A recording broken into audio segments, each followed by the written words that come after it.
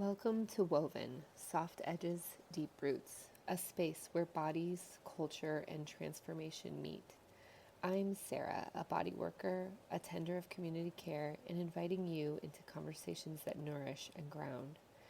If you love exploring the intersections of healing, creativity, and belonging, consider supporting this work on Patreon. Your generosity helps sustain the quiet labor of community care and keeps these conversations flowing. You can also connect with me on Instagram and TikTok. Links are available in the show notes. Now, let's dive in. Okay, hello and welcome. This is the Woven Podcast where we explore our soft edges and deep roots. My name is Sara Newberry. I am a barefoot massage therapist, a continuing education provider, and a somatic mind-body coach. And I just happen to enjoy having these deep conversations with people that I know. And it's always been a really fun little experiment to see what comes up. So I don't really know what we'll talk about today, but let's just see what happens.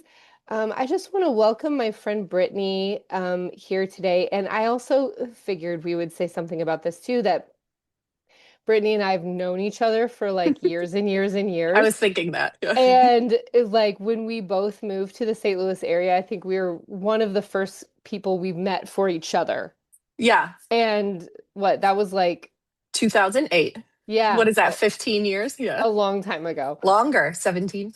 Yeah, yeah. So we've been conversing and tossing back and forth concepts all through that time. And it's been a beautiful relationship to experience. So, Brittanie, let's hear from you and tell me about you.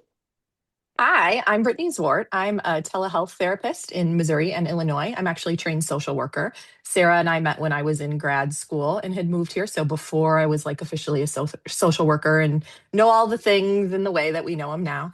My practice specializes in working with women, I say, who have it all together, but also don't. So it tends to be over functioning, high performing women who always have to be responsible for everything, making sure nobody drops the balls, their plate is full, they have anxiety, they might want to delegate to a person, and that person doesn't often meet the expectation or follow up like they should. So then you got to clean up the mess, right? Like this idea of nobody can get it right. So I have to do it myself. Often those women also have ADHD, which I think if you have ADHD, that comes as no surprise when you know that, right? Like, of course, we overfunction. It's one of our skill sets. I enjoy it because the call is coming from inside the house. It's the same type of experience that I have sometimes. And so the ability to like relate and help clients through that is really helpful. When Sara and I met, I was a child therapist. So a lot of my experience and insight I have working with women comes through the lens of like child development and how we develop into adults who need to do our work. And so kind of like looking back in the past and then looking forward to the future for them to kind of help do their work. It's very fun. I enjoy it. Wow, I like relate with every single Yeah, thing that you I said. figured you would. They often say, I don't know if they say this for massage, but they often say like, "Who's your ideal client?" And it Oh, can't be, yeah. and it can't be women in transition because that's not a client, right? And I'm like, oh well, it's me. Like, I'll just like write my bio and be like, if you are me, come hang out. Like, we'll Yes. figure some stuff out. Yes, that's so true and so funny. I feel like whenever I talk about my ideal client, it's like, yeah, women who are curious about motherhood, parenting, and like bettering their life, and like who are curious about living the best life that they can because they know there's a lot at stake. They know that they have children to protect, they have children to stay alive for. Yeah. Um, and people who are just like curious about their well-being. I'm not really, I mean, I have several clients who just like come in, lay down and receive, and I'm really interested in the art of receiving too. I think that that's something that's worth looking at, and that's why I value those clients too, hmm because I'm like, hmm oh wow, you can just come in and receive. Wow, that's cool. Yeah. Yeah. Like, how did you get comfortable with that? We don't Yeah. socialize women to do that. Yeah, and then but the clients that we end up sort of having this very rich relationship is the ones who like we end up spending some time afterward talking about life. And it's because they're curious about how their life intersects together. Yeah. It's like how does this physical experience of um body work, how does that pertain to my well-being of like what nutrition I choose to eat and like my Mhm. exercise and how do I talk to people and what is grief and what is like Yeah, yeah. meaning, and that's where like the somatic mind body coaching comes in a lot of times too, where it's like, okay, let's move this to the mat and like let's talk about how this arrives in your body. And those are the people that end up like doing everything I offer. Yeah, yeah, And because they're like, like, wait a minute, this serves my whole person, not just one yeah. element. Yeah, yeah, Yeah. Oh, absolutely. and so this could be something interesting too to talk about, but because I know you come from like a mental health realm and I come from like this very somatic body-based world. And a lot of people always ask me like, what is somatic mind body coaching? And I'm like, how I like to explain it is like, well, we live in a culture that's very top down, like very logic based and like, what is Hmm, my head hmm. telling me? And then like, how does that incorporate in the world? Yeah, intellectualizing, very disconnected and out of Yes. body. Hmm. Yes. And somatics is like, okay, now take all that therapy you just did and like let's embody it. And like that Yeah. word too is weird. Like what does Oh, embodied and it's mean? yeah, yeah. We see it all the time in therapy now, like therapy practices embodied something. And I'm like, I'm gonna guess that they're trained in like a bottom up. Yep. Yep, yep, Which to yep. the listeners means like body focused and tuning into your body first versus like lots of therapy is very intellectualized. It's like, what is your thought and what is your behavior and kind of sterile in that way. Not to knock therapy, it can be very effective in certain strategies, but the missing Absolutely. component for a lot of people needing to do trauma work or who have very present somatic symptoms or chronic illness is that they need the intersection of the mind and the body. Absolutely. And I think that there's still, I mean, even the people who do somatics, myself Hmm. included, there is like there's still a disconnect where we like can logically know that this is good. This is Yeah, yeah. logically a good thing to be body based, bottom up, but also Mhm. hold on one second. Life is happening. Life is no longer happening apparently. But we have this kind of there's still a disconnect between like, okay, but what did we think about somatics? And it's like, Hmm. what if somatics just lived in the body, just lived in the body? Yeah. And Well, and I think like people forget that the body's been with you the entire time. We've just been taught to disconnect, and that's a systemic like weapon on purpose.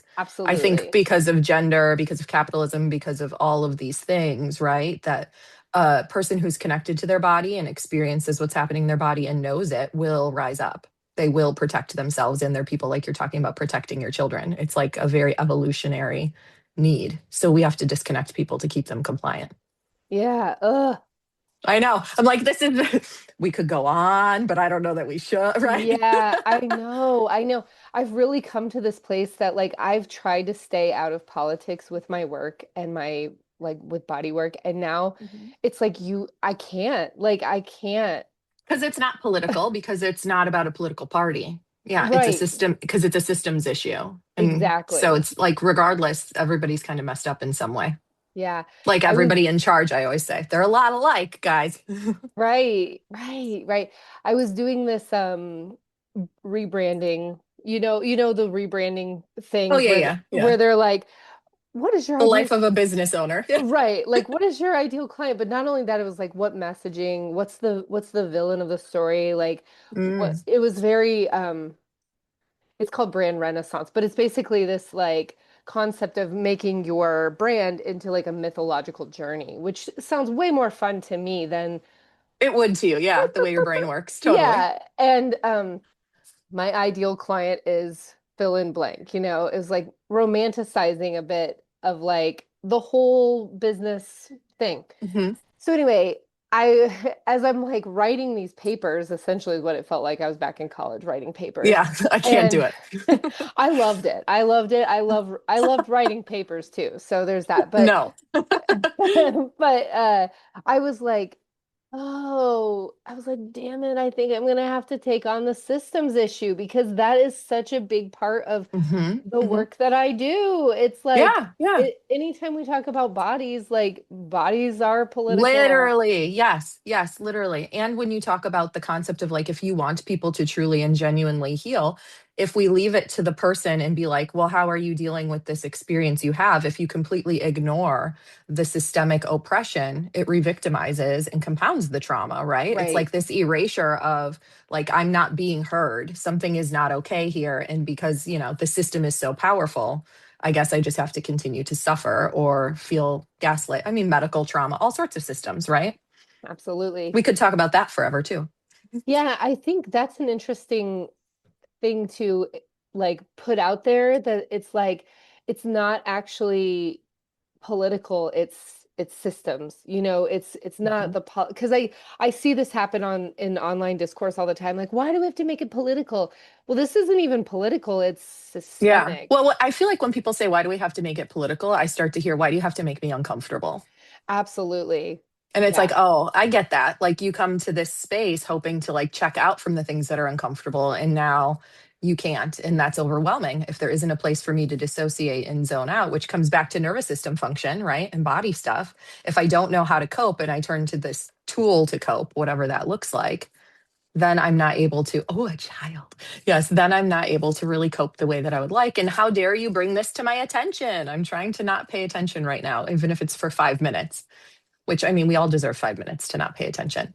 Yeah, that's absolutely right too. And the question becomes like, is the massage space the place to like, is the massage place space the place to disassociate, you know?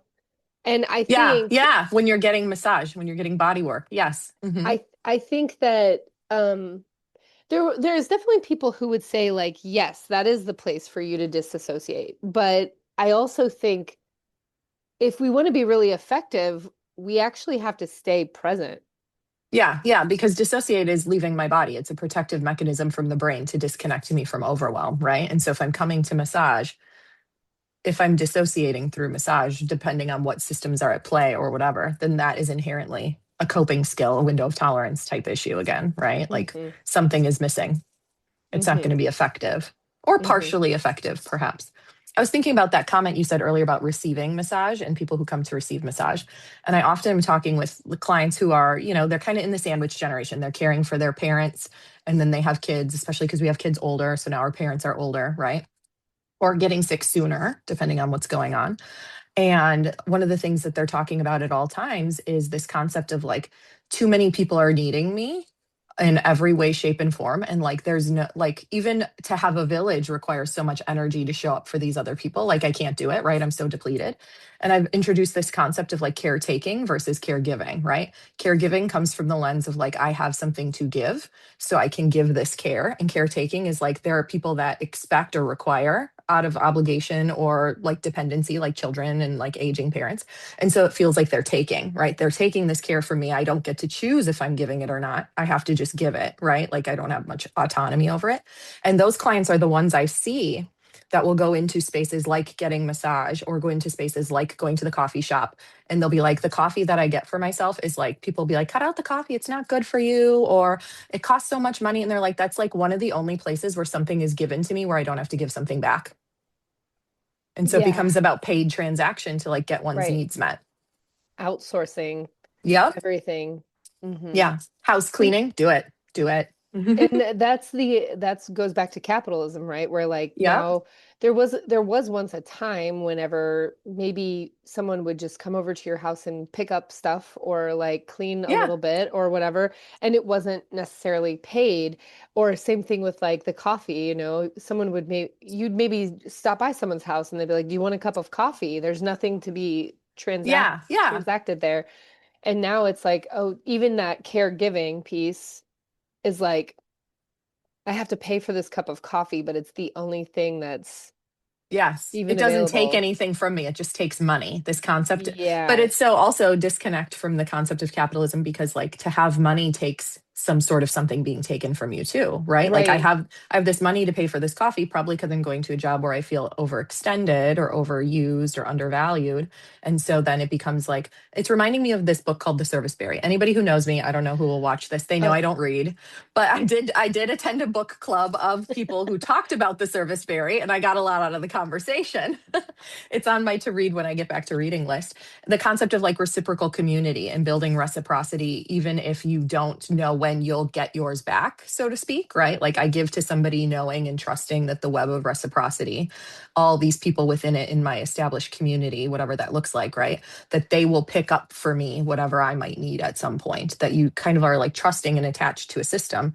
And that's so lost, right? It's very lost. And it also Mhm. feels maybe in some ways kind of like against what we're more recently conditioned to. Like, you mean I'm supposed to trust somebody to like just get me back? I don't know about that. About that. Well, didn't we like also learn that in the pandemic too, where now it's like, oh, this is my safe space and I don't want anyone in my space unless I'm like paying them to make sure that like they're not going to take anything from my house or judge me because I'm paying them. Yeah, yeah, I can be emotionally disconnected from it. The distance, the Yeah. emotional distance of paid transaction and outsourcing, just like the Um, coffee. Yeah, exactly. The Serviceberry was also written by the same person who wrote Braiding Sweetgrass, Yep. Hmm. Robin Wall Kimmerer. I might be saying that wrong. I actually haven't read that book, but it's on my list, and I listen to a lot of books, so I read too, but I'm also listening to a It lot of books. counts. It It counts totally. counts. There's also I just saw this Which app. one did you listen to? You listened to Braiding Sweetgrass or the Yes, Service Bear? Braiding Braiding. Sweetgrass. I've heard that's great. Actually, and I gotta be honest, when I'm anxious or stressed and trying to sleep at night, I turn the audiobook on because her voice is so soothing. Oh my God, I bet she'd love to know that she's your lullaby. Yes, and you know what's so funny is I had this image of what she looked like in my mind, and then I saw like a TikTok or a reel or something with her talking, and I was like, that is not what I expected her to look like. I do that too. I'll make stories of people in my head, clients. I'll be like, you got to show me what your husband looks like because I have a whole idea of what he looks like. And what definitely been times where I've been like, that's the guy we're sad about, which I know we see like memes about that. And I'll be like, oh, okay. I'm so glad we looked now early on so I can totally conceptualize like who's doing the things. I Right. know who we're mad at and I don't have a Yeah. different idea in my head. That's so amazing. That's so hilarious. I love hearing and seeing your posts about the life of a therapist too, because I feel like Oh, I say the quiet part out loud. And that's like, some yes. people will consider that to be so unprofessional. And I'm like, then you're not for me. If you don't like the word fuck, if you can't laugh, if you don't have dark humor, I'm not the one for you. You'll find your person. It's not me. Right. I Hopefully, love that. just cussed on your podcast. Put an expletive or whatever, explicit Yeah, the warning. E one. Yeah, Yeah. it's all good. I think it's funny because I think we glamorize or we like other, we like other therapists. Like it's Oh, kind yeah. of There's an intimidation for sure. yeah, there's like I'm not psychic, guys. yeah, and I'm sure that you're doing all of the exact same work that you're telling me to do, right? Right? Like Yes. And sometimes it feels different and challenging. Yes. yes, yes. I mean, I see that even as a massage therapist too. I mean, the level of things that I've had to do over the last 2 years because of my chronic illness is like I'm like, "Oh, this is what I tell people to do self-care wise," and now I'm Yeah, like you have to having slow to down do and it. rest. Yeah, you have to Yeah. slow down and rest. You have to listen to your body, but not me, girl. There's no space for me to do that. Yeah, Yeah. that's right. That's right. That is so funny. Oh, That's yeah, so it is funny. fun. It's fun. We have a good But time. but We I cry think too. I don't want to make it too like seem like all we doing is having a party. We get our work done in therapy. Yeah. yeah. Um I think that it's really it's always been really important to me to like normalize my life too. Like Hmm. yes, I have access to all kinds of like, self-care tools, yoga tuna balls and facial cupping and massage and all this stuff. Like I have access to all these things, but at the end of the day, like I'm still just an average person Yes. trying to raise my kids, trying to think about life and the systems at play and how it's affecting my life. And so I'm just like you. Hmm. And also, when you know a lot about an intervention, whatever that is, if it's therapy, if it's massage, it's the tools you just named, accessing them yourself can feel like work. It kind of takes the mystery and the magic out sometimes. And it's like, I can't fully get into therapy for me as a client at times because I'm doing both mapping my stuff and mapping what is she noticing. And I'm like, Yep. I got a name out loud right now that I'm like overworking right here in this space and I'm not staying with my stuff. And then my person will be like, knock it off. That's my job. I'm like, I know. That's why I Yeah, have to yeah. say it out loud. Right. In the same way that if you were to be like, I'm going to go receive a massage, there might be times where all of your insight makes it so that you're like staying in that thinking part and not in that body part. Well, and as an instructor, as a teacher too, I literally Hmm. have hours, hours, hours of training to pay attention to the small details of things. Yes. So a lot of times people are like, when was the last time you received this kind of massage? And I'm like, it's not the same for me. No, It's not no. the Yeah. same. I've started going to see a lymphatic drainage therapist, which is like so different than barefoot Yeah. massage. Yeah. Which And is exactly why you're doing it. Yeah. exactly, yeah. Yes. Yes. And it's been like, oh, this is actually really enjoyable. However, that part of my brain who wants to like figure out everything has been like, maybe I need to take a class on this and maybe I need to No, figure out don't what ruin she's it for doing. yourself. Don't ruin it for yourself. Yes, I yes. I found a person who does just enough of what I know that I know it's what I need, but also is trained in some like from a different lens of it. And I'm like, Yeah, this is good because I think you'll find all my thinking traps that I have set up for everybody to be trapped in so I don't have to work on them. Right. And you'll yeah, just find them and sidestep them. yeah, absolutely. That's so funny. Mhm. We're all the same. I know. We are. That's like the most important part is like you're there. We always say therapists are human too, right? But usually it's when we have some sort of like self-criticism about how we showed up, right? Like a therapist is human too. But also Right. like don't be so intimidated. We're humans too. Yeah, yeah. I do think that's a big barrier for people accessing therapy is like they don't think you're human.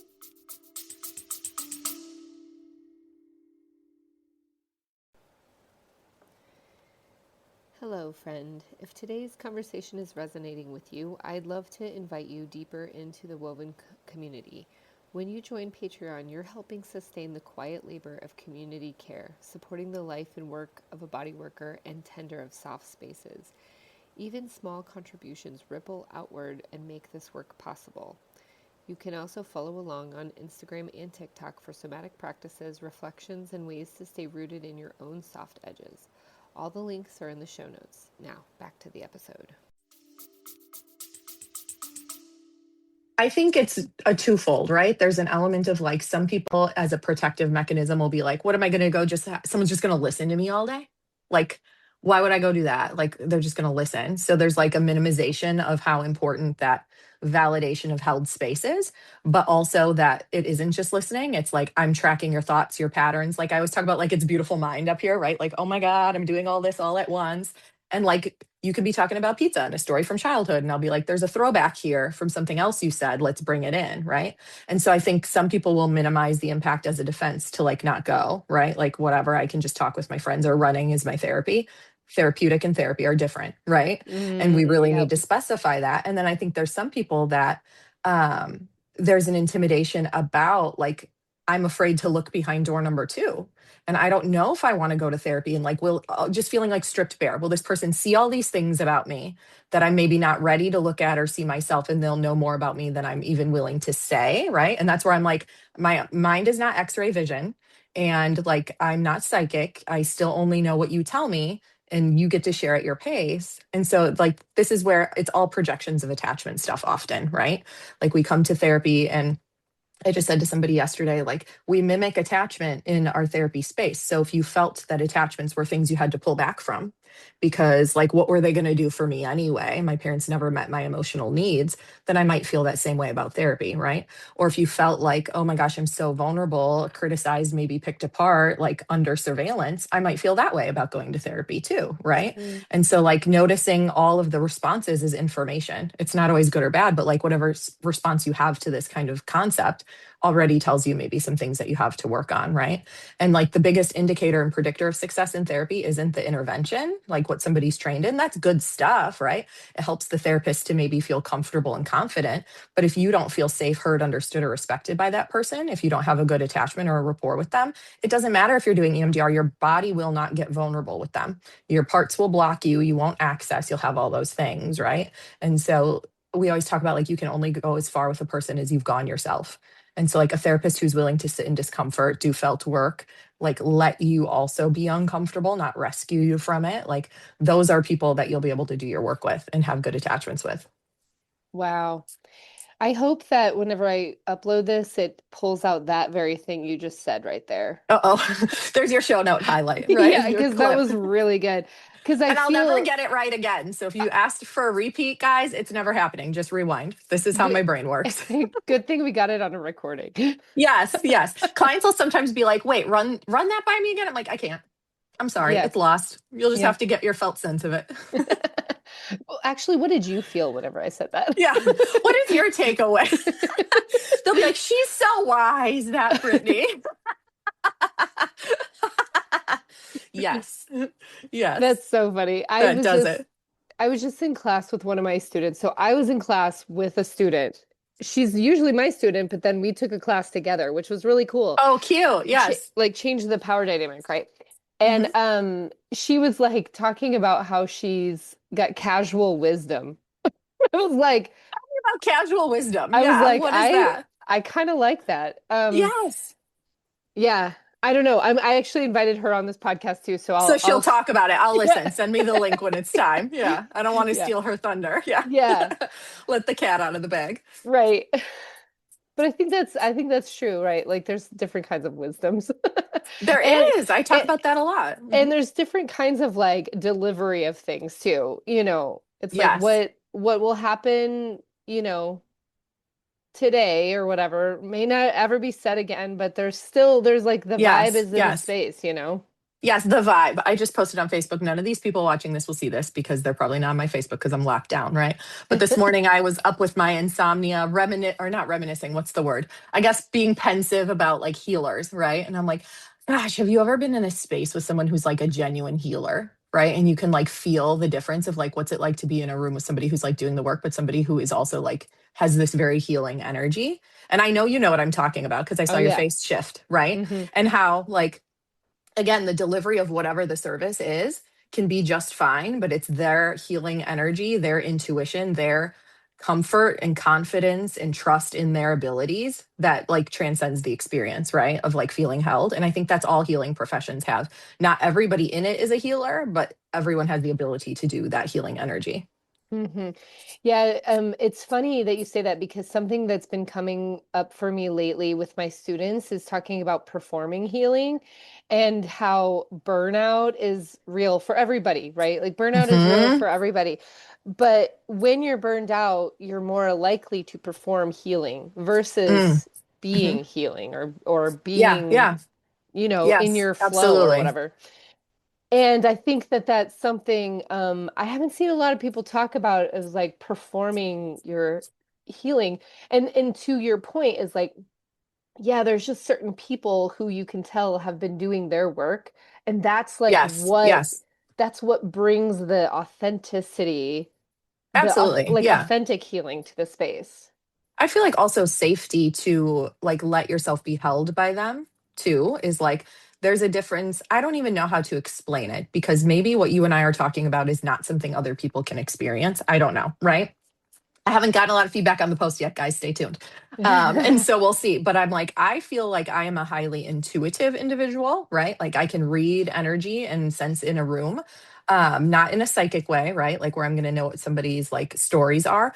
But when I walk into a space or I have somebody on video that I can, because I work telehealth, right? I can still feel the energy exchange in that way. And so it's like, if I can feel other people's energy, they can feel mine in terms of like when we might lock into that healing, like the dynamic, right? There's some clients where I've been like, this is like probably like some soul connection stuff. Like we might be interrupting cycles and pathways and all sorts of things. And the work is very easy in that way, right? It kind of comes naturally, I feel like, when it is feeling like it's in alignment. It feels like this is just kind of naturally where it goes. Like you pick up nuggets, I barely finished the sentence, and you already know the direction we're heading in. And I've had that experience with nurse friends, one doctor in my life, you know, the one, and like no other doctors, and like numerous body worker chiropractors, like numerous, where it's like they just have like very healing energy. And so I think this is really interesting about just even the concept of like how people are called to healing as their own healing avenue, if that makes sense, right? Like if you've got this energy and you've got to get it out to feel like you're in alignment, where do you do that work? Yeah, and I feel like okay, if we take a bigger systems approach to that very conversation, I wonder I think about this because a lot of my life is surrounded by people who are healers in some form or Yes. fashion, right? Like Hmm. I'm drawn to those people are drawn to me, Hmm. and we sort of like have this enmeshment. So I oftentimes think about everyone else, and I Like think the like, others, not the yeah, others, but like the others in the non-healing professions. right, Yes. where I'm like, are bankers like called to this position, or are they just like checking the box and doing their going through the Yeah. processing, you know? Yeah. I think it's a both and, right? Hmm. Yeah. And I think all those jobs are important, like, or even the jobs that are like really important, like garbage people, sanitation, Yeah. like the people redoing the roads and stuff like that. Like I'm glad, I'm so grateful that they have been called to that, right? Or Hmm. Hmm. or they're totally like comfortable in that, right? Um and that kind of like it kind of brings me to that same question that you're asking is like what brings people to that, and how do you know? Hmm. You know, and I've got kids who are like getting older, and my oldest is like thinking about what he wants to be when he grows up and stuff Oh like my that. God. Yeah. The capitalistic question, guys. That's what Yeah, it is. Yeah. yeah, right. And I'm always like, well, what do you want to spend your time doing? Yes. And Who how do do you you want want to to be? feel? Who do you want to be around? Like, Hmm. what Hmm. kind of people do you want to be around? And so I'm asking those kind of questions because those to me seem like more questions toward like where do you want to, like, Yeah. which Yeah. pathway are you going to find yourself flowing into, you Yeah. know? Well, and some people can go to work and do like all sorts of like plenty of your listeners will probably be people that might not be in the healing work, right? And they may go to work and do a job that isn't a healing job and they'll be like, "Wow, that like I would rather do this than do that kind of work because that kind of work feels heavy," right? Right. And then they may really enjoy their work and they may really love it and find it rewarding, or they might be like, "It's okay, actually. I don't need to feel fulfilled at my job because I have something else that does it for me." And so Yeah. like that's probably where they get in their like flow, right? Is like maybe Right. I go and I'm like I go to yoga a lot, or I love going on hikes, or I don't know, maybe I'm a trivia person. I'm not a trivia person at all. I'm But going to somebody trivia is. tonight. That's funny. That's hilarious. You could be a good trivia person. Yeah, you know a Uh, lot of things. My husband is a good trivia person. It's y- like good for you. You're a human encyclopedia. Yeah, I'm not the greatest trivia person, but my kids' school they have a fundraiser every year, and tonight is the fundraiser, and I look forward to it every year. Well, they're It's so fun. fun. It's very fun to be wrong. Yeah, Yeah, actually. yeah, exactly. Exactly. I do tend to know a lot of random things, but the way in which the question is worded always throws me. So that's what makes me not a great trivia person. Makes you question your confidence. So then you're like, I Yeah. don't know. What do you all think? Exactly. Exactly. And it's like 90s themed trivia tonight. Oh, I don't know. Report back. You might do just fine. I know. I do feel very it feels That's more fun. promising than years Yeah. past.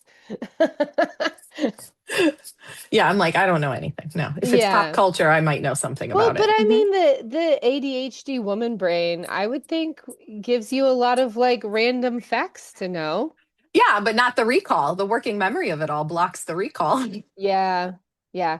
I actually think listening to you talk and just being able to know you, I feel like we have a similar flavor of ADHD brain where like Probably. Probably. Yeah. I I feel like sometimes I can barely read a book or I get the Cliff Notes version of it, right? And then I can speak eloquently about it. Yeah, I can join book clubs anytime where I've never read the book, and I'll be like, I can participate now. Do those book club participants want me to? Maybe not, because they'll be like, you didn't read the book, and I'm like, you know what? I drop me in, put me in, coach. I can do it. Yeah, right. That's its I own feel skill. yeah, I relate with that. You know, I also found for my ADHD brain, I learn very well listening to podcasts, listening to conversations Yes, about something. conversation, not the There, monologue. Hmm. yeah, and I found there's an app. I haven't done it yet, so I don't know what it's like, but it's like they take a book. So it's like some of these popular books, like maybe Braiding Sweetgrass or something, and it'll Hmm. be two people discussing the book. I would love that. And I was like, I need that. I love Because listening in on a book club. Yes. yes, Hmm. yes. Our That's why I feel like our ADHD brains are very Yeah, similar. people will at the end they'll be like, "What did we even talk about? Lots of things and nothing all at once, right?" Exactly. And that's on being with Brittany, right? Like, On being with Brittany. I love that. yes, I know we were like, "We'll probably talk about such and such." Yep, yep. Exactly. I know. I've been sitting here thinking, how am I going to get us back to that? But We're not. We're yeah, not. I We'll have know. to do a different one. Yeah, yeah, And that's cool too. That's awesome. yes. I keep thinking about the energy of it all. So that'll be interesting you tonight going to trivia and being in that space and being like, how's that feel as a woman with ADHD? Overstimulating, Yeah. overwhelming. All the lights, all the people. I've Sounds, really yes. And I don't know if it's like perimenopause or post chronic illness, post viral all of the chronic illness, above. whatever. Mhm. But I feel like I can't do that stuff very often. Mm-mm. Like today I'm reserving my battery so that I can get there, and then tomorrow I will be like recuperating. Yeah, planned downtime, which is its own like awareness with overfunctioning is like we need more white space. I'm often talking about like we need more white space in our calendars, like not because you need to not do anything, like nothing, capital N, right? But like you need the freedom to decide that day, do I have the capacity for this? And if so, or if not, or whatever. And I'll have some clients that are like very overscheduled and I'll propose this idea of white space and they'll be like, that sounds so lovely. And like, how do we get there? And I'm like, well, you're going to have to choose something. And I can't do that. Yeah, Like yeah. a thing that has to scale back in some way, shape, or form. And we also talk about like tinker time, right? Yes. And so, like, Yep. you as a business owner, probably by now, after many years of being a business owner, know you need your tinker time, like this Yep. creative space to like have nothing. And a lot of people really struggle with that nothingness because productivity is an evaluator of like worth, right? And so creation is part of productivity. Okay, I'm gonna give you my tip on this, okay? Hmm. So I was just telling my friend about this yesterday. My dad, who's now dead, right? He used to Hmm. putz around. He would putz so much, tinker. He would tinker Hmm. with things. And whenever I talk about my mom and my dad, I get frustrated because of the white man thing about how he was able to tinker and putz, Yeah, he but had hobbies. Hmm. but Hmm. my mom never did, you know? Hmm. I mean, Hmm. she did, but it was usually things that they did together or like led by him a little bit, you know? Mm. And so whenever I think about the systems and I think I want to like rage against the system, I put in tinker time or like You want so to rage against Tinker Time or you put it in your calendar? when I want to rage against the system, like the Oh, things that you are give yourself Tinker Time then. yeah, that's the It feels answer. like opposite action in DBT, where you're like, I want to set the world on fire. So instead, I'm going to put my shoes on the wrong feet or something. Like, Exactly.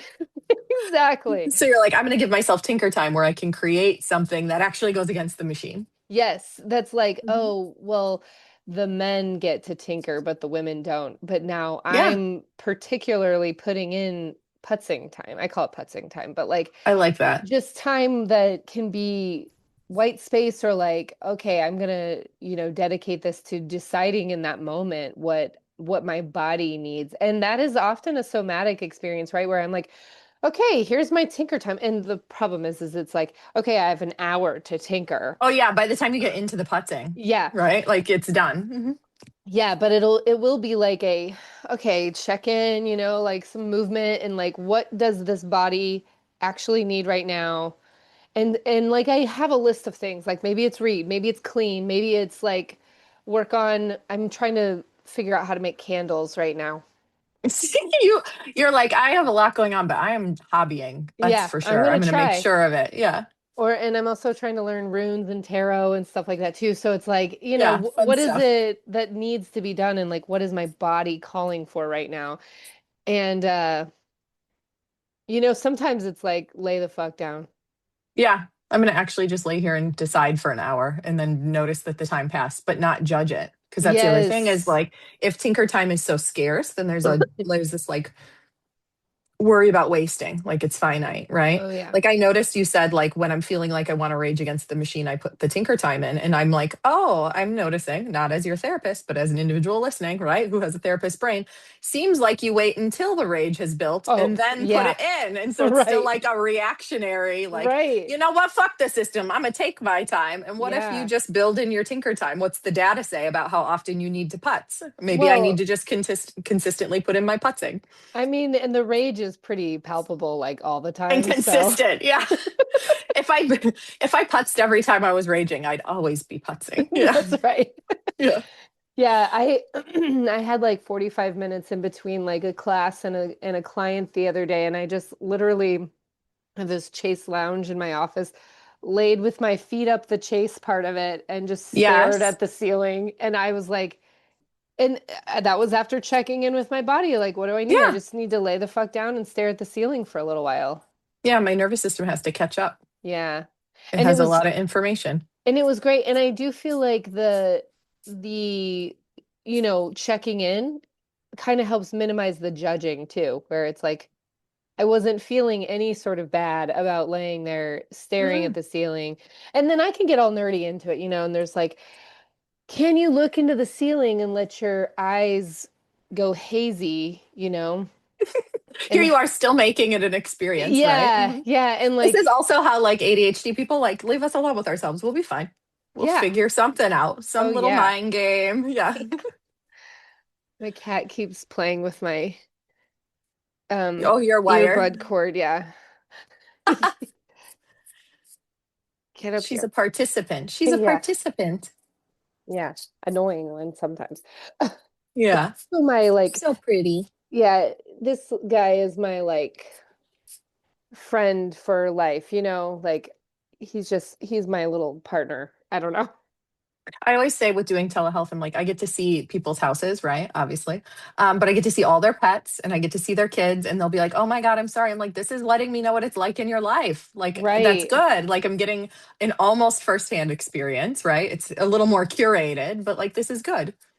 And isn't Like, that make your husband come over and say hi. What's your kid doing? How was school? Right? Like, right?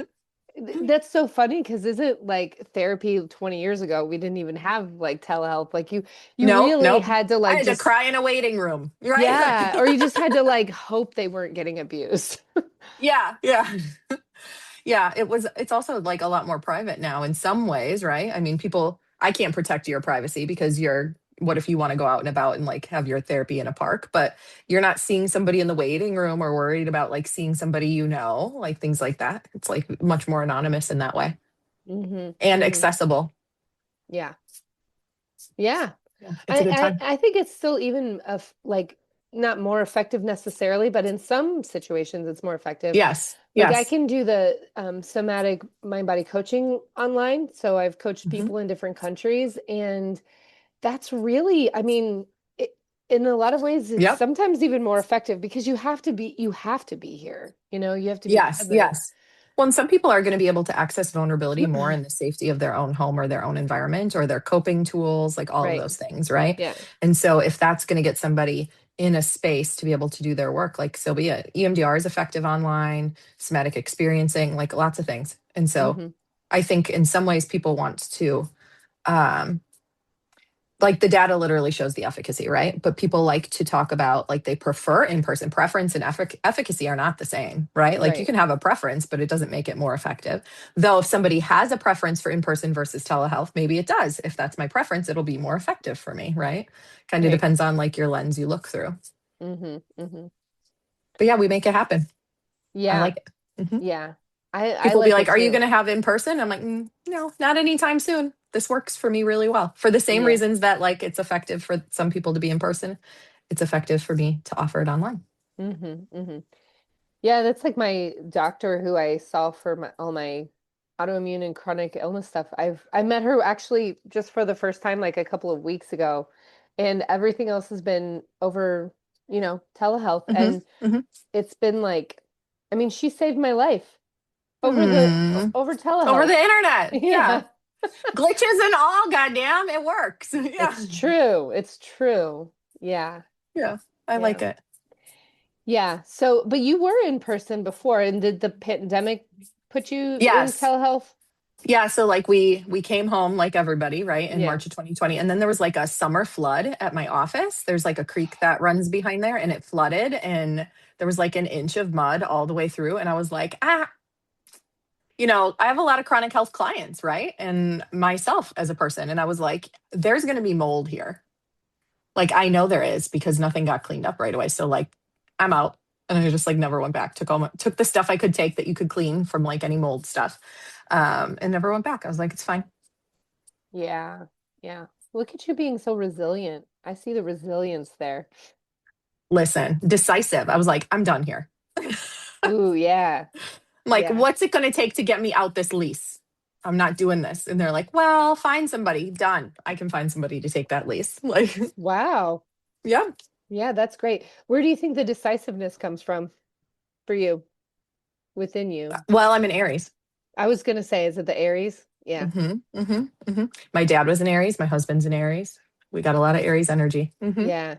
My son is an Aries. I don't I'm Yeah. not Yeah. He's an April one, right? yeah, I don't have Aries in my main, top three or whatever, but I can be very decisive too. And sometimes um Maybe it's your Taurus. well, it's a Virgo thing too, I think. Oh, do you have Virgo? So Yeah. does my husband. Yeah. I can be very like, oh, and this is the thing that makes sense, and this is the direction we're going, and get hmm on board or get off, get out of my way.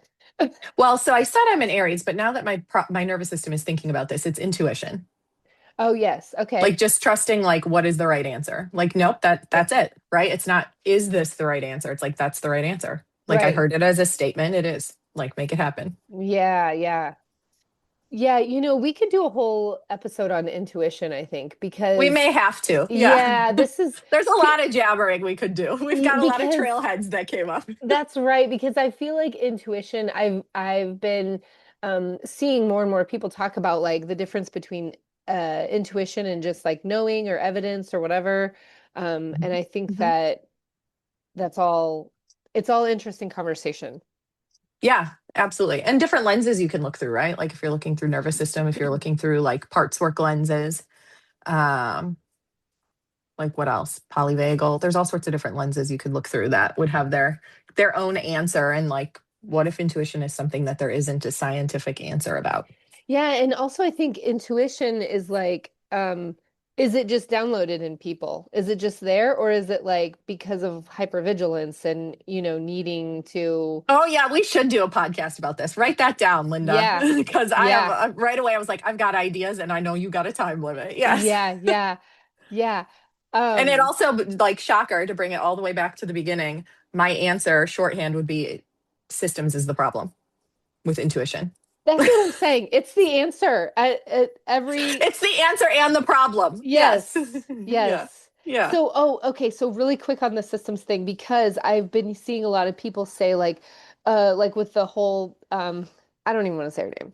That girl who did the thing with all the files, um, Pam I was like, Bondi. there's which girl? Yeah, Oh, that girl. Okay. yeah, that girl. And There's too how many girls. I Yeah. know, and how she said if we arrested everyone, that the whole system would collapse. And there's a lot of people who are like, let it burn, right? hmm Except here's the thing that I want to say People to still that. think we're separate from the system. Exactly. And unless we really deeply understand how the systems affect our bodies and everything, we will hmm just go and create another system, or maybe it'll be a little different, but like we're still going to have the same issue until we start Yes. doing the Yes. systems work, the Yes. deconstruction of those systems in our bodies and in our Yes. communities, like Yes. I can do the work for myself, but until or I should say, Yeah, you more and I might say people. burn it down. You and I might say burn it down with a whole different level of understanding than someone else on Twitter who's saying burn it down. Not to say that we have more insight, but like with a Right, different lens or an understanding of like what is the true resilience, rebuild, and like look yourself in the mirror that has to happen. right. And I always say, like, to clients when we're talking about when I always say, like, they're more like each other than they are like us, and why it's not politics, right? I'm like, all men could die off. This is about the patriarchy, right? All men can die off, and white women would still uphold the patriarchy. Oh yeah, yeah. So it's like this whole thing right here, like the system will fall down. The girl, capital T, capital G, proved That's that we right. we pander to the patriarchy. That's right. and until we deconstruct the patriarchy within ourselves and our communities. Like, because Hmm. we can And our still, children. yes, we can still do the work individually, but we also have to have a collective or communal kind of aspect of deconstruction as well, or we're gonna, Hmm. I mean, in my community, my neighborhood right here is, it's so indicative of that very thing, because I live in a very progressive neighborhood. And if you know me, you know which neighborhood I'm talking about. And Hmm.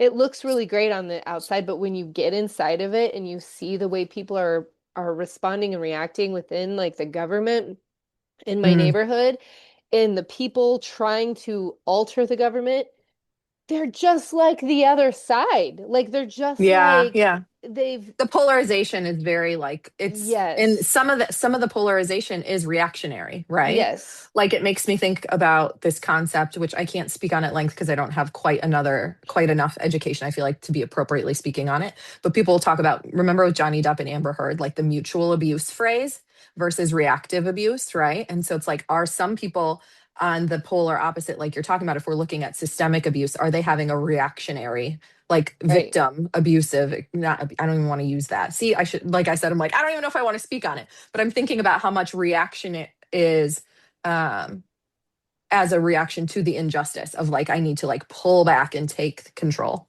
And what does that right. look like? Yes, that's so, oh man, yeah. Yeah, because I think it's easy for some people to, you be policing each other's words. Like we can police Hmm. each other's words. Like don't use this word, don't say this word. It signals to something else, right? It And that can be signals, kind of performative. Yeah. yes, Hmm. exactly. But unless you're doing that deconstruction work and really understanding like what do you what do we believe as a community about these Hmm. words that you're asking me to use or not use or perform in some way? Hmm. It's still part of the problem. It's still part of the bigger systems issue. Yeah, yeah. Changing Well, and words. if people are worried about being attacked for accidentally saying, like misusing a word, Yes. like we believe there's good intention, right? Like somebody Right. might be trying and they get it wrong, right?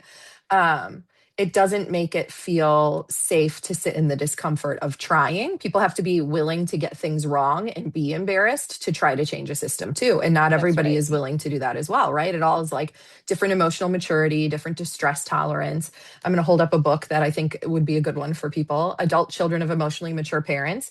I always say if I were to be a person who got a dissertation, or like wrote a dissertation or got a PhD, it would be about this book on the macro level and how we got where Oh, we got because of like this type of experience that we have and why it gave oh us my God. the current that we have. This so makes sense because I I keep think I s- even said like we could talk about that, but I don't know. Yeah. yeah, yeah, because because I keep saying in this whole like weird world that we're living in right now is like, where are the adults? Like, where are the Oh, we're all parents? looking for the adult. This is like, I Yes. always listen, me and my therapist will be working out for like, who is my adult in the room and why am I always looking for the adult in the room? Right.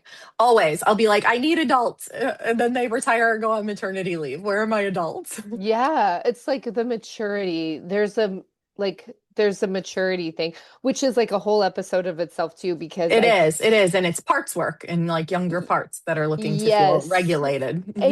And like on a collective level, cultural level even, I love the astrologists that I listen to sometimes are like, this is your individual reading, but here's the collective reading. And I feel like Oh, that's I what we're love that. talking Hmm. about too, where it's like, this maturity thing is like you can work on your individual maturity, but we also have to work on the maturity of Yes. Well, and the generational culture. trauma and cultural collective trauma, right? Like, Yes. not everything that happened, like, yes, a lot of things that impact us in adulthood are born out of family of origin, but your family of origin could have done so many things right. And you can still have collective trauma from like the Great Right. Depression, World War Yep. II, like COVID, 9/11, like all, Yeah, let's like just what's list the happening right now? Yeah. millennial Yep. life, right? Yeah. Like, can still have the experiences. Yes. Yes. Maybe we should read this book and do a book about, like a podcast about it, where we are the people talking back and forth about it. Yes, or a book club. Yeah, a listening in book club. Yes. I have that book. I've never read it. It's on my shelf. I know exactly where it is. Oh Someone gave yeah, it. there's a workbook supposedly too, and then a client told me about, there's a second one, recovering from emotionally immature parents. This one has not even been cracked open. The spine has not even been touched, guys. Whoa. Practical It's tools to fresh. establish boundaries. Lindsay Gibson, we should get we should get on like a sponsor link, right? Yeah, yes, exactly, exactly. Well, I'm It's good into stuff. it. I'm Hmm. into it because I feel like, again, going back to like everything that we both do, which is so similar and different, Yeah, the Venn diagram it overlap. comes back down to a systems issue. And we have to look at the systems that are conscious, unconscious, subconscious, like the things that we're unaware Hmm. of. If you want to truly heal, if you want to truly like step into your power, like I love Hmm. those conversations too. Like if you want to step into your power, you got to be ready and willing to do this like Hmm. deconstruction, but Hmm. also like excavating work. Yeah, yeah. It's about recognizing that we didn't do it on purpose, right? Like just because Right. you're living in this environment doesn't mean that you're doing it on purpose, but you can have control to correct. And I mean, I've been doing this work for a long time and I still feel like I've got a whole lifetime ahead of me. Oh, yeah. You know, I mean, it's ripe with opportunity when you look around. Yeah. right. Here's our segue into grief, okay? And then we'll go. But There we go. uh I I just want to say that like I have been doing intergenerational or generational trauma work, right? Hmm. And like a year ago, I said I have already broken so many like th- Hmm. Cycles. patterns, Hmm. cycles Hmm. that if I died tomorrow, I would be satisfied. Yeah, like I already know I've left it better. Hmm. But that doesn't mean I stop this work. Yes. You keep Yeah. unfolding like But how cool a to like flower. recognize and like praise yourself for like the progress you've made thus far, because a lot of Right. our parts will be like, I have to protect my kids from ever feeling any level of discomfort I've ever felt in any cycle, or it won't be worth the work I've done, Yeah. right? They'll still have something. And so Yeah. there's this level of like parenting, which is a whole nother thing too, right? Of like accepting that like there will be stuff. Hmm. My job is to just minimize the stuff if I can. Right. Right. Mm, that's Yeah. an inescapable truth of parenting, guys. Yeah, Mhm. really, really. I know I want Mhm. to share so many stories about this with my son, but I don't think he would want me to, so I won't. But just like Yes. his level of communication, I'll just say it like this. His level of communication with me, so child parent, has like it's miles beyond my entire lifetime with my parents. You Oh, that is know? so healing. Hmm. Yeah, it's been like I was just telling my friend this the other day is like working with him in this way has been like not reparenting, but like re-childing It me. is. No, it is reparenting. It is in a Yeah. way, because like when you're having those conversations with him, this is on parts work, and this is like just a small nugget we won't even be able to get into other than like peek behind the curtain. When you're talking to him, your younger parts are listening and hearing it too. Oh, Which is absolutely. why sometimes I am the most kind and patient to myself when I'm talking to my children. Yes. And I'm like grappling with that because it should happen all the time, right? Shooting on myself, Right. right? But like, wow, good. I get to see that it's possible. Now, if I can Right. just generalize it to like me and here and not just to the children. Right. Right. But Right. yeah, totally Yeah. reparenting. Hmm. Yeah. Um and with that, we should probably close. Yes. Speaking of my children, they're yelling for Outside the me. door, Yeah. Oh, now they're in the door. knocking, Mom, where's the Hold on. food? Oh. So, but we will continue this. We should do another episode because it's just Yeah. so We'll have like, to figure out what do we want to talk about. We've got a lot of trailheads. yes, Let yes, us know. Is there yeah, one we should deep dive? yeah, that's right. I feel like we've got parts work, we've got Yeah, reparenting, systems. we Yeah. got And it all is systems. connected, It's honestly. all Mhm. connected. It's all connected. And I love this approaching it from like the top down and bottom up, like Yes, there's yes. they both it's all relative. It's all important. It's more like how, when you see someone getting an ultrasound, that I always get all messed up on the ultrasound, like, because they'll move around and it's all these different angles and it's like things are topsy turvy like this. And I'm like, how do you know what you're looking at? Oh But yeah. I can do that with topics like language, but not visual, right? Like, oh, let's flip it on its side and look at it from that angle. Like now it makes sense. Yeah. So we'll You have to do know, more of it. Flip you it on the know, angle. my stepdaughter is going to school for ultrasound tech, so we can ask her how See, she, I don't get it. I we don't can get it. ask I her. feel like it's its own special visual gift. Like It, anybody who's like, I could do that. I'm like, you probably are good at geometry too. yeah. Oh, Like, yeah. That makes sense. not me. All Yeah. right, my friend, you enjoy Okay. the rest of your day. For our listeners, let us know if you want to for us to deep dive on something because we're here for it. Yeah. We're curious. All right.